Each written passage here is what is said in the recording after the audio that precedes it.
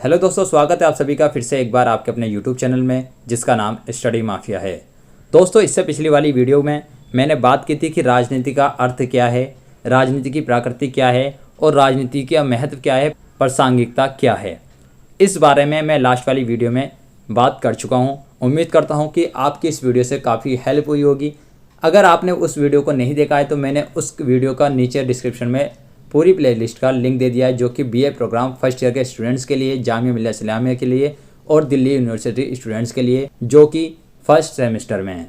दोस्तों, ये क्वेश्चन जो है आपके लिए बहुत ही इंपॉर्टेंट है, क्योंकि इस क्वेश्चन की शुरुआत ही आपकी बुक से होती है कि हम जब शुरू में एक क्वेश्चन पढ़ते हैं कि राजनीति क्या है, तो आज का जो हमारा टॉपिक होगा वो राजनीति से रिलेटेड ही होगा कि राजनीति क्या है और राजनीति का अर्थ क्या है, या फिर राजनीति के जो दृष्टिकोण हैं, सामुदायिक, मार्क्सवादी और उदारवादी दृष्टिकोण, इसके बारे में हम वन बाय वन डिस्कस करेंगे।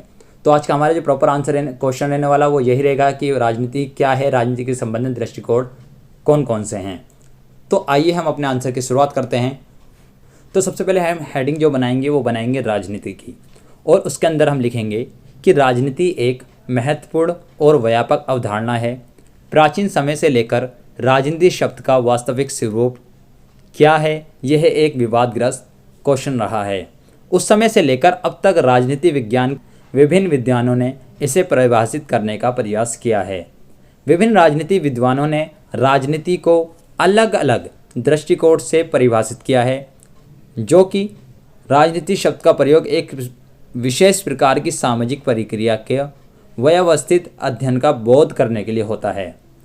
प्राचीन यूनानी राजनीतिक वैज्ञानिक अरस्तु, जिसे राजनीतिक विज्ञान का जनक माना जाता है, वो राजनीति को सामाजिक विज्ञान की शाखा मानते हैं।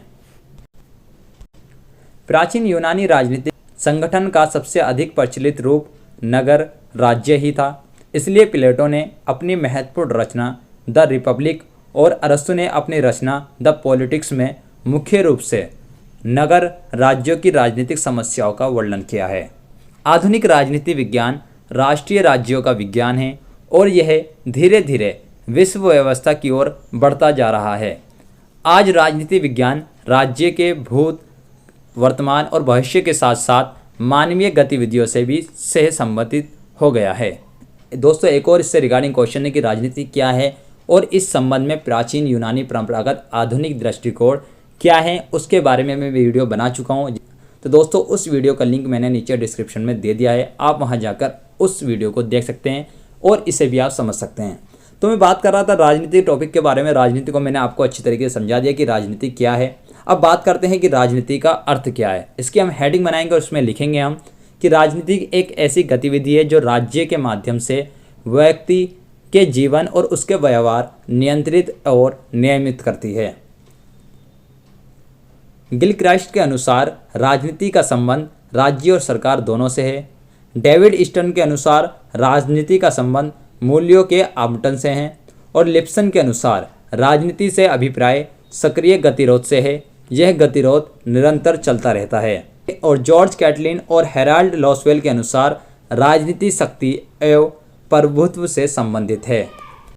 और बॉनफील्ड के अनुसार राजनीति विज्ञान के अध्ययन का एक मुख्य विषय संघर्ष न होकर सार्वजनिक सहमति है। और गार्नर के अनुसार राजनीतिक शास्त्र का आरंभ और अंत राज्य से होता है। तो दोस्तों, ये था राजनीति का अर्थ, जो मैंने आपको यहाँ पर वन बाय वन अलग अलग विद्वानों ने अलग अलग अपने दृष्टिकोण, अपने विचार बताए हैं कि उनके अनुसार की राजनीति क्या है, उन्होंने अपने अलग अलग डिस्क्राइब किया है, जैसा कि मैंने आपको बता दिया है।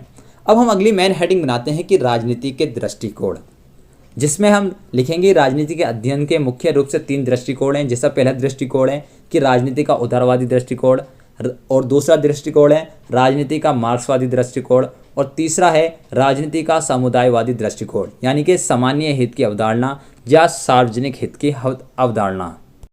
और दोस्तों, मैंने अलग अलग इनके ऊपर एक वीडियो भी बना चुका हूँ कि उदारवादी दृष्टिकोण राजनीति के संबंध में क्या है, मार्क्सवादी दृष्टिकोण कौन से हैं। और तो आप इन वीडियो को अलग अलग, अगर एक प्रॉपर आंसर चाहते हैं एक एक दृष्टिकोण का, तो उसका भी मैंने वीडियो बना दिया है, जिसका लिंक भी नीचे डिस्क्रिप्शन में मिल जाएगा। तो सबसे पहले हम बात करते हैं कि उदारवादी दृष्टिकोण की एक हेडिंग बनाएंगे और उसमें हम लिखेंगे कि राजनीति के इस दृष्टिकोण के अनुसार राजनीति 2 परस्पर विरोधी हितों में सामंजस्य लाने वाली एक प्रक्रिया है। इस दृष्टिकोण के प्रमुख समर्थक हैं Hobbes, John Locke, Bentham, Rousseau, जैस्मिल और टी.एच. ग्रीन। ये सभी जो हैं वो इस उदारवादी दृष्टिकोण के समर्थक हैं। और उदारवाद के अनुसार उसके राजनीतिक चिंतन का जो केंद्र बिंदु है वो व्यक्ति है। उदारवादी दृष्टिकोण का यह भी मानना है कि राजनीति सामाजिक प्रक्रिया का एक ऐसा भाग है जिसके द्वारा विवादों का समाधान किया जा सकता है। और इसके अलावा कि हम इसमें लिख सकते हैं कि उदारवादी दृष्टिकोण के अनुसार विवादों को शांतिपूर्ण तरीके से सहमति और सहयोग में बदला जा सकता है और विवादों का समाधान भी किया जा सकता है। तो दोस्तों ये था, हमने जो बात की वो था उदारवादी दृष्टिकोण। अब बात करते हैं हम इसके दूसरे दृष्टिकोण की, मार्क्सवादी दृष्टिकोण की, जिसमें हम लिखेंगे कि मार्क्सवादी दृष्टिकोण के अनुसार राजनीति वर्ग संघर्ष से संबंधित है। और इसमें हम ऐड कर सकते हैं कि इस दृष्टिकोण के प्रमुख समर्थक हैं कार्ल मार्क्स, लेनिन, माओ और एंजिल्स। ये अभी सभी इसके समर्थक हैं।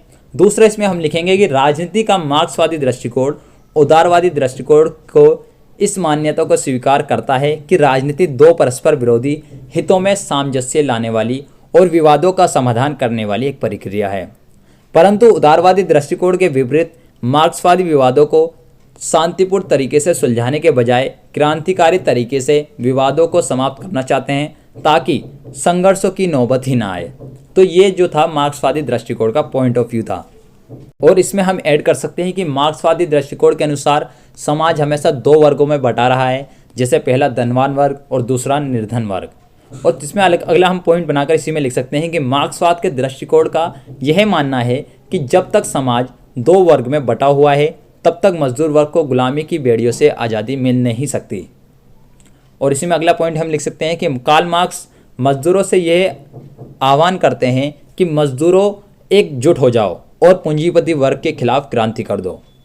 इसी में अगला पॉइंट हम लिख सकते हैं कि मार्क्स का ये विश्वास है कि इस क्रांति के परिणाम स्वरूप पूंजीपति वर्ग का जो है सफाया हो जाएगा, खात्मा हो जाएगा और समाजवाद का जन्म होगा। इसमें अगला पॉइंट हम लिखेंगे कि समाजवाद की स्थापना के बाद कार्ल मार्क्स राज्य को भी समाप्त करने की बात करते हैं, क्योंकि कार्ल मार्क्स के अनुसार राज्य गरीब लोगों के शोषण करने का एक यंत्र है और राज्य पूंजीपति वर्ग के हितों की रक्षा करता है। इसमें लास्ट और पॉइंट हम लिख सकते हैं मार्क्सवादी दृष्टिकोण में कि इस प्रकार कार्ल मार्क्स राज्य को समाप्त करना चाहते हैं और एक वर्ग विहीन और राज्य विहीन समाज की कल्पना करते हैं। तो दोस्तों ये जो मैंने कुछ पॉइंट्स आपको बताएं ये आप समझ मार्क्सवादी दृष्टिकोण में आप इसको ऐड करेंगे और इसी आंसर में लिखेंगे। अब इसका तीसरा दृष्टिकोण आता है समुदायवादी दृष्टिकोण, जिसमें हम लिखेंगे कि समुदायवादी दृष्टिकोण के अनुसार राजनीति और राज्य को व्यक्ति के साथ साथ समुदाय की समस्याओं की तरफ भी ध्यान देना चाहिए। इसी में अगला पॉइंट हम लिख सकते हैं सामुदायिक दृष्टिकोण के अंदर ही कि इस दृष्टिकोण के जो प्रमुख समर्थक रहे हैं वो चार्ल्स टेलर हैं, माइका सैंडल हैं, हन्ना अरेंथ है और माइकल वोल्जर हैं। इस दृष्टिकोण के अनुसार व्यक्ति एक समुदाय प्राणी है। व्यक्ति का जन्म एक समुदाय में हुआ है और व्यक्ति समुदाय का एक महत्वपूर्ण अंग है। समुदाय के बिना व्यक्ति के जीवन का कोई अस्तित्व नहीं है। व्यक्ति बिना समुदाय के अपनी आवश्यकताओं की पूर्ति नहीं कर सकता। और इस दृष्टिकोण के अनुसार राजनीति का जो मुख्य उद्देश्य है वो सार्वजनिक हितों की पूर्ति करना है और समुदाय की समस्याओं की तरफ ध्यान केंद्रित करना है। तो दोस्तों जो भी चीज़ मैंने आपको एक पैराग्राफ वाइज में बताई है कि जय मार्क्सवादी दृष्टिकोण, उदारवादी दृष्टिकोण और सामुदायवादी दृष्टिकोण, कहीं कहीं मैंने आपको एक पूरा पैराग्राफ बताया है। आप उस पैराग्राफ को पॉइंट वाइज में डिस्क्राइब कर सकते हैं। अगर आप पॉइंट बनाना चाहते हैं उसमें पॉइंट बना सकते हैं। अगर आप थोड़ा थोड़ा पैराग्राफ करके लिखना चाहते हैं वो भी आप करके लिख सकते हैं। तो दोस्तों जो हमने बात की थी कि राजनीति क्या है, राजनीति का अर्थ क्या है, उसका दृष्टिकोण क्या है, मैंने उन सभी को आपको सामने डिस्प्ले पर मेंशन करके एक एक करके आपको समझा दिया है। अब आता है इसका निष्कर्ष। निष्कर्ष में हम लिखेंगे कि राजनीति के विभिन्न दृष्टिकोणों का व्यापक रूप से विश्लेषण करने के बाद अंत में हम ये कह सकते हैं कि राजनीति को स्पष्ट रूप से समझने के लिए हमें राजनीति के तीनों दृष्टिकोणों का जो है उसको समझना बहुत ही ज़रूरी है। तभी हम राजनीति को सही ढंग से समझ पाएंगे, अदरवाइज हम इसको नहीं समझ पाएंगे जब तक हम इसके दृष्टिकोणों को नहीं समझेंगे। तो दोस्तों ये होता है एक प्रॉपर आंसर। आपको निष्कर्ष लिखना बहुत ज़रूरी है आपके एग्जाम में। तो दोस्तों इसी के रिगार्डिंग और भी क्वेश्चन की जो लिंक है मैंने नीचे डिस्क्रिप्शन में दे दिया है। आप वहाँ जाकर उन वीडियोज़ को अलग अलग देख सकते हैं कि सामुदायिक दृष्टिकोण क्या है, मार्क्सवादी दृष्टिकोण क्या है, उदारवादी दृष्टिकोण क्या है। इसके रिलेशन में जो क्वेश्चन आंसर अलग अलग बन सकते हैं वो मैंने बना दिए हैं। तो आप उन वीडियोज़ को देख सकते हैं। दोस्तों अगर आपने अभी तक हमारे चैनल को सब्सक्राइब नहीं किया है तो चैनल को सब्सक्राइब करें और बेल वाली आइकन को जरूर दबाएं ताकि आपको हमारी हर वीडियो की नोटिफिकेशन टाइम पर मिलती रहे।